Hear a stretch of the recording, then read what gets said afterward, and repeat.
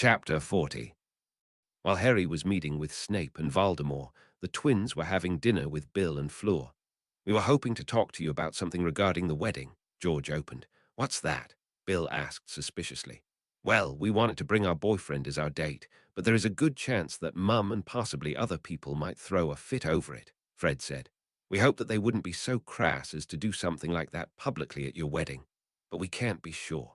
"Your boyfriend?" "As in one boyfriend for both of you?" Bill asked with a raised eyebrow and got a nod from the twins. "I didn't even know you were seeing anyone. It's pretty new, and also years old." "That makes no sense," Fleur said confusedly. "Who is it, and why would people throw a fit?" Bill had a different question, knowing better than asking the twins to explain what they'd meant by that. "Harry," both twins said in unison. "Harry Potter?" Bill asked incredulously. "You want to turn my wedding into a brawl for a prank like that?"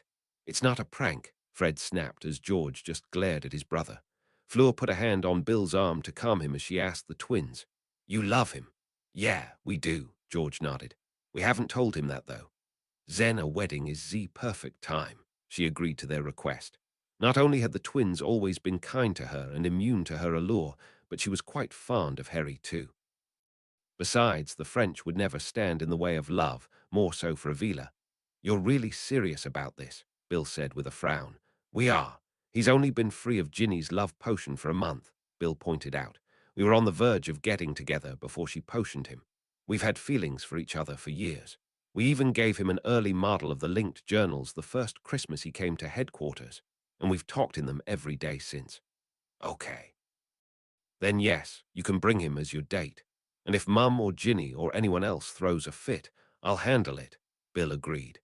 He could see the happiness in his brother's eyes as they talked about Harry, and he liked that.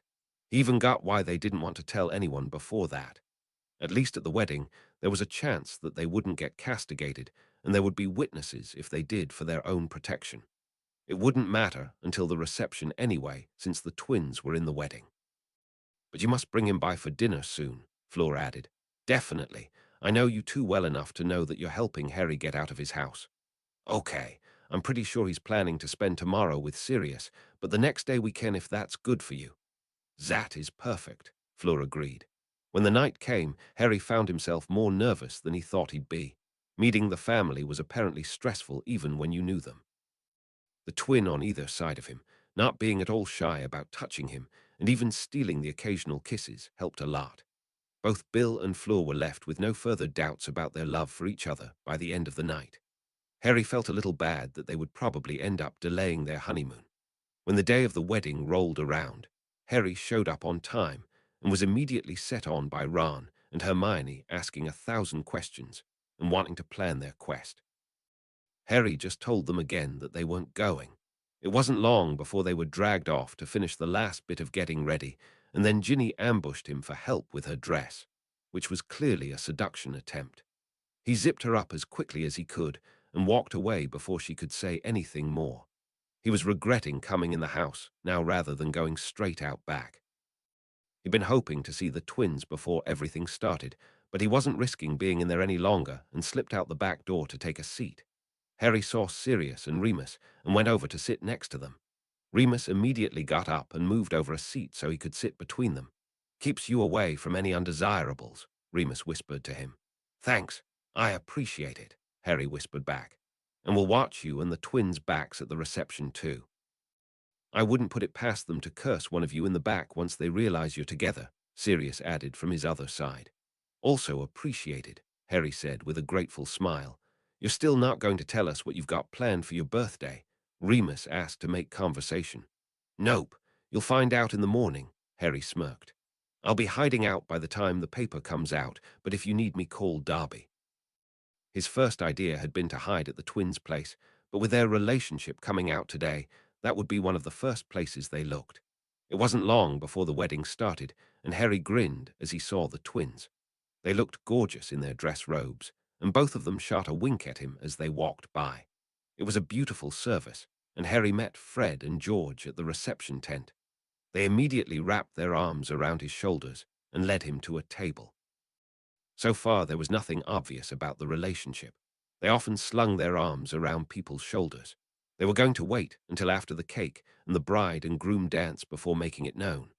As soon as the dance floor opened for others, Harry, Fred, and George went out together.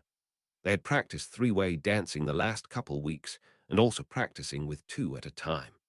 Harry found he wasn't so bad if he wasn't leading, and Fred and George were pretty good at leading.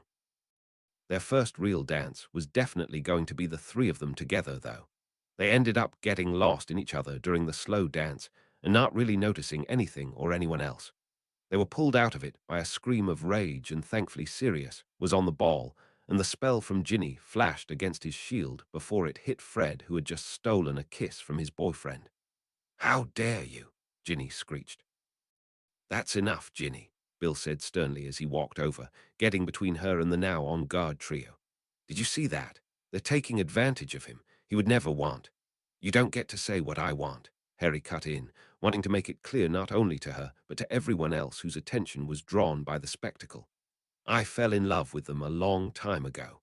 I was trying to get up the nerve to tell them when you gave me the love potion and derailed it all." "And we fell in love with him a long time ago, too," Fred said, stepping up and wrapping his arm around Harry. Not the way they wanted to tell him that, but at least it was in the open now. "He is with us because he wants to be," George finished, taking his place on Harry's other side.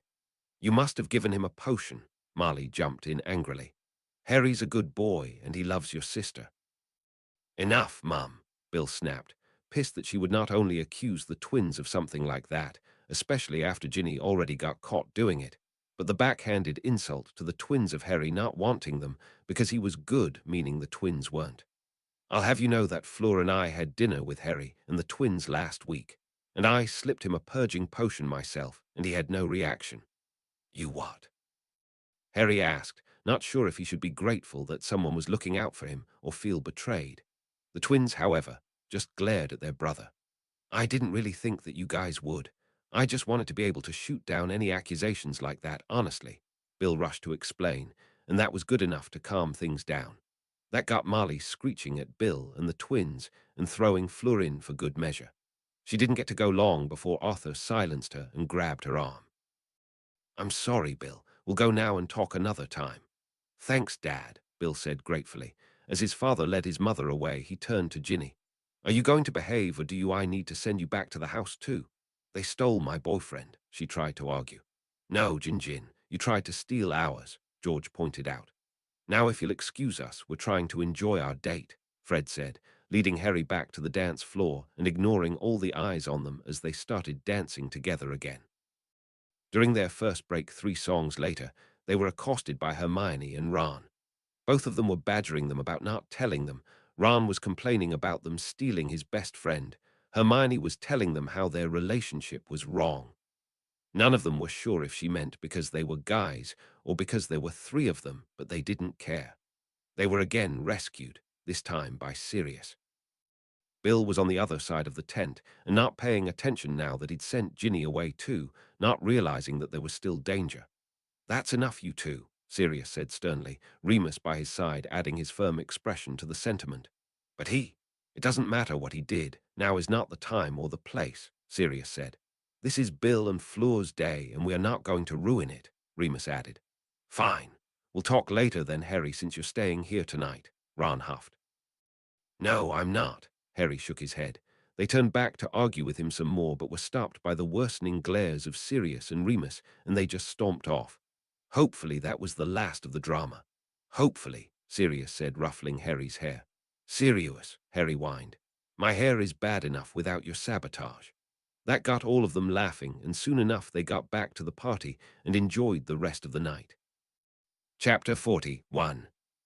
The reception ended with a bang as Kingsley's patroness appeared in the middle of the dancer floor and dramatically announced, "The ministry has fallen." That ended up causing a mass panic as people scrambled to leave. Like the first thing Voldemort was going to do after capturing the ministry was attack a wedding.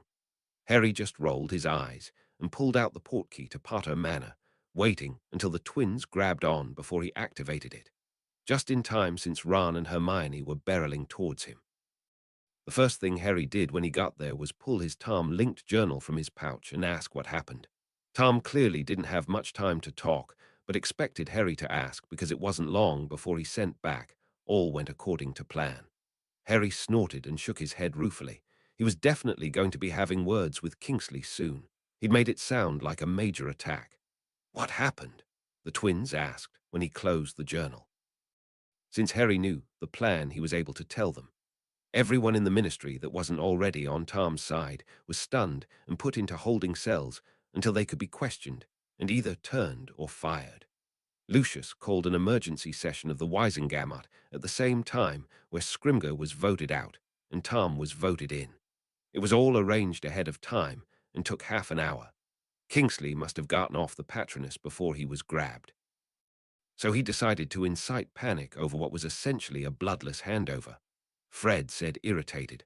"Apparently," Harry said. The next morning, Harry woke up from spending his first night in Potter Manor. The twins had stayed over as well, in a different room of course. They all wanted to avoid the fallout both of last night and of this morning's paper. In addition to announcing Tom Riddle as the new Minister of Magic, it would be announcing the press conference that Harry would be holding the next morning in front of the Diagon Alley side of the Leaky Cauldron. The stated topics were the Dumbledore book and the Ministry. All of the press would be there.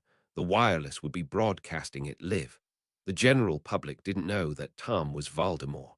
That would be learned tomorrow at the press conference. The fact that Tom would be joining him in the conference was something that only the twins knew. Not even Tom's elite did.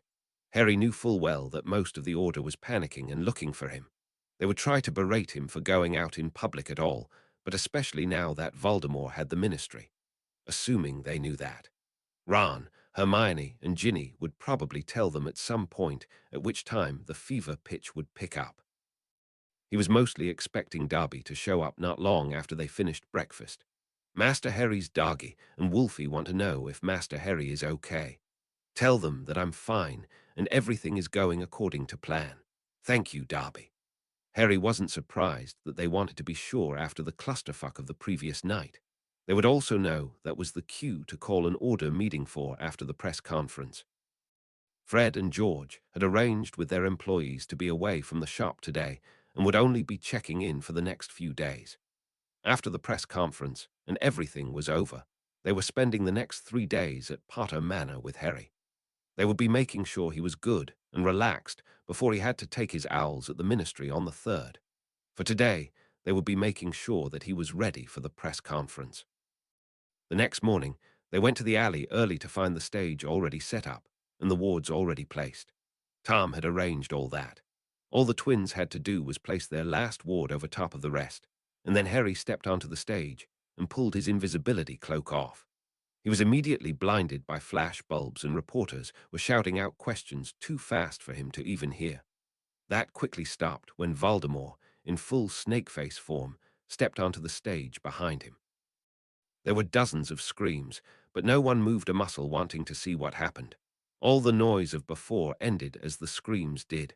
No one wanted to miss a second. Would this be the moment their savior killed the Dark Lord? A pin drop could be heard through the alley as Harry turned to face him as Voldemort walked towards him. "Mr. Potter," he said in greeting as he reached out a hand. Harry took the hand to shake, noticing the flashbulbs going off again as he returned the greeting with "Minister Riddle," causing more than a few gasps in the crowd. That was Tom's cue to return to his human form before their eyes. Now that the big cat was out of the bag and everyone was torn between horror and confusion, Harry turned to face them. "This is how this is going to work. We're going to talk. You're going to listen. We might take some questions after if you all behave." He gave that a moment to sink in before saying, "Since I was the one who called the press conference, I will begin with the topic I intended, the biography of Albus Dumbledore. I can state unequivocally that at least most of what is in that book is the complete truth. The things that I don't know for certain I'm inclined to believe." "You lie," someone called out from the crowd. "He's working with Voldemort. Of course he's lying," someone else yelled. Harry held up his hands for silence, surprised when everyone seemed to listen.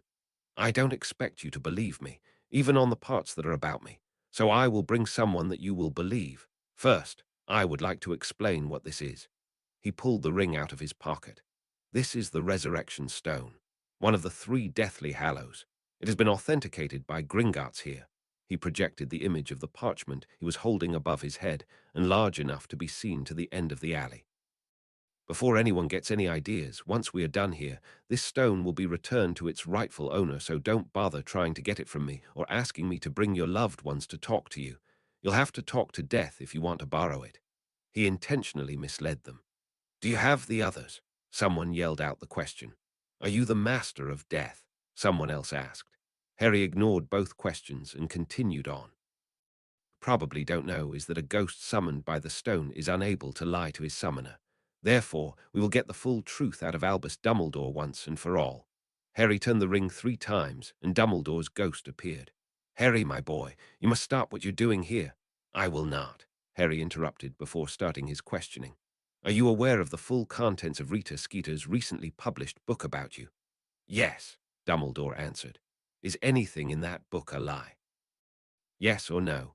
He made sure that the answer couldn't contain prevarications or protests that things were taken out of context or people just didn't understand his motives, just a straight answer.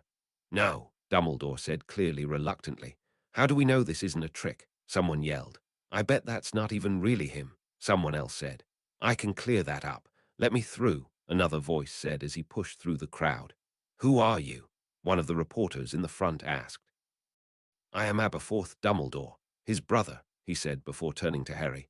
If I may, he asked. He had long waited for the day that his brother fell from his pedestal, even if he had to be dead to do it. Please, Harry nodded. What did you name your stuffed bunny when you were a baby? I didn't have a stuffed bunny, Dumbledore said imperiously.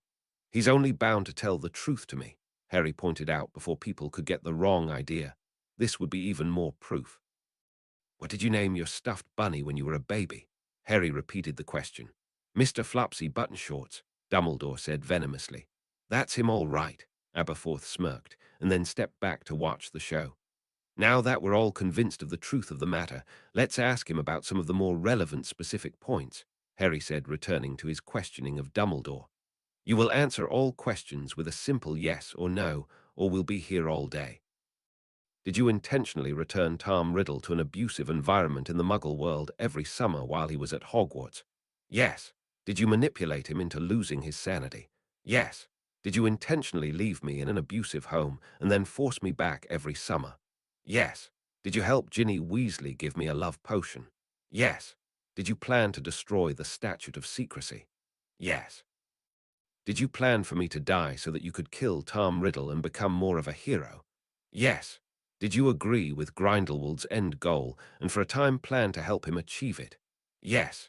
Is that the goal you have continued working for since? Yes. Chapter 42. Harry turned back to the audience. I trust you are all convinced of the truth of the book now. There weren't any more yelled denials, so he took that as an answer and let the spirit go. Dumbledore still had one more act to go, but not yet. Now to the questions I'm sure you have. Yes. I have been helping Lord Voldemort, also known as Tom Riddle, since his resurrection. The resurrection restored his sanity, and we sat down and talked. He was horrified about the atrocities he committed, and we sat down and talked about his true goals, the ones that were derailed by the insanity Dumbledore forced on him. I'll let him give you more details on them, but I will tell you that I believe 100% in what he's doing. I am also certain that his vision will bring the wizarding world into a new era of peace and prosperity. The prophecy that has been long speculated about said so. He knew that no one would be able to confirm or deny the prophecy. Why not come forward sooner then? One of the reporters asked. Because of Dumbledore. If he had known that Voldemort had his sanity back, he would have stopped at nothing to end it again. To bring about the same atrocities and destruction that we saw at the end of the last war. If he had known that he no longer had my loyalty, he would have had me killed or worse, potioned me to the gills so that I had as much free will as an inferi. I know because he's done it to others. He engineered the death of my pater grandparents for attempting to interfere in his plans. He potioned my mother when she refused to go along. I could do nothing until he was dead, and until I was of age today, there would have been too much risk of others exerting control over me. I am now free of my chains, and I stand here in wholehearted support of our new minister, Tom Riddle, Lord Slytherin and Lord Peverell. He stepped aside and waved Tom up to the pulpit. Thank you, Lord Potter, Lord Gryffindor, for that rousing introduction, Tom smirked, outing Harry's titles and making his support that much more impactful. He turned to the crowd. I know that there have been a lot of concerns over the new leadership of the ministry, and I am here to alleviate them. Contrary to rumor, there was no hostile takeover. The Wisengamot was convened. The previous minister was voted out, and I was voted in. The same way every other minister was lawfully elected. Given the past opinions towards me, completely justified opinions for the most part, I acted quickly to have those that could be a danger to myself or others in the face of these changes stunned and placed into holding cells until they could be questioned. Those people have not and will not be harmed. If they are willing to work with me peacefully, they will return to their jobs. If they are not, they will be fired. If they attack anyone or break the law otherwise, they will be detained and given a fair trial. Most of them have already been released, and only a handful have lost their jobs. Anyone else employed at the ministry that was not present during the changeover need not fear coming to work. Like the others, you will be questioned, but you will not be harmed. Anyone who does not return to work by Monday, 3 days hence, and does not report in with a valid reason for their absence, will be removed from their job and replacements will be hired. As Lord Potter Gryffindor stated, my sanity has been restored, and I would like now to give an honest apology to everyone in the wizarding world that has been adversely affected by Dumbledore's theft of that sanity. My true goal has always been, and will always be, the protection and preservation of our world. What are your priorities now that you are minister? One of the reporters got up the nerve to ask. There are many things that need to be resolved, but my first priority is our children. As such, Mr. Potter and I, as the owners of Hogwarts, have begun a full overhaul of the school. We are using the newly released Founders Vaults to fund more teachers for all subjects, a better curriculum, smaller class sizes, more one-on-one instruction, and better materials to learn with. Also included in this overhaul are new rules to stop the prevalent bullying, heads of houses whose sole duty is caring for the children in their care, and much greater security of the castle and grounds. I will also take this opportunity to announce the new headmaster of Hogwarts, by unanimous agreement of the two owners, as Potions Master Severus Snape. He paused a moment to let that sink in before continuing. In addition to Hogwarts, we will also be overhauling the Wizarding Child Services Department. It will be better staffed, better funded, and will have a wider mandate. As many of you likely do not know, only 1 in 10 Muggle-borns make it to Hogwarts.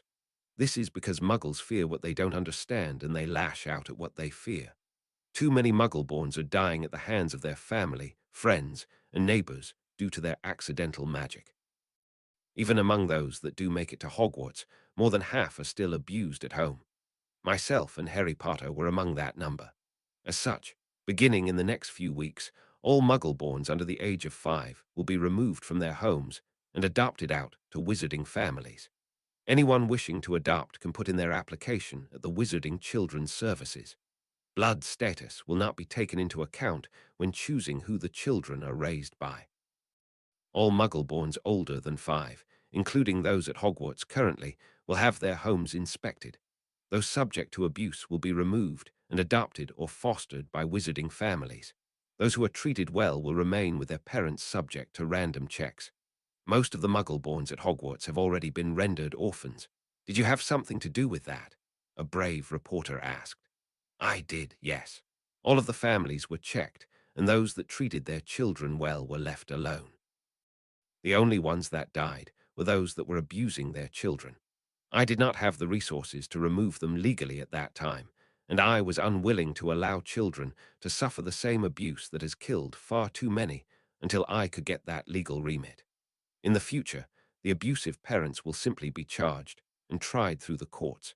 Even that will only be a problem for a few more years until the current Muggle-borns are adults. What about the Muggles that notice their babies missing? Another reporter asked. Those babies will be replaced with Muggle orphans and be spelled to be the biological child of their new parents.